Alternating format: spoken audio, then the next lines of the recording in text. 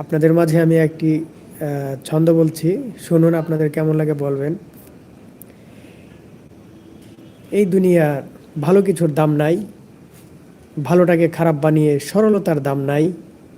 কিভাবে অন্যের পিছু লাগানো যাবে, সমাজে এমন লোকেরও অভাব নাই। শ্বশুরবাড়ি ভালো ছিলাম, ছিল না কোনো অভিযোগের অভাব।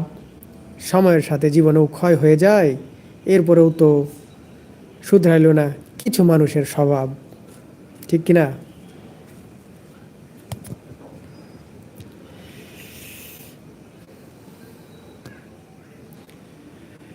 পুরুষ সিংহের মতো দেখতে, অথচ গাধার মতো খাটে। রোদে পুড়ে ঝলসে যায়, অথচ ফসল ফলায় মাঠে। সংসারের ঘানি টানতে টানতে পুরুষের স্বপ্নগুলো যায় মরে।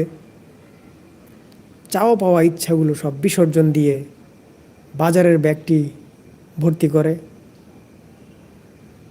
পুরুষ বাসায় আসে একটু শান্তি পাওয়ার আশায়, বলে শান্তির মা মরে গেছে, এখন তো শান্তি নাই।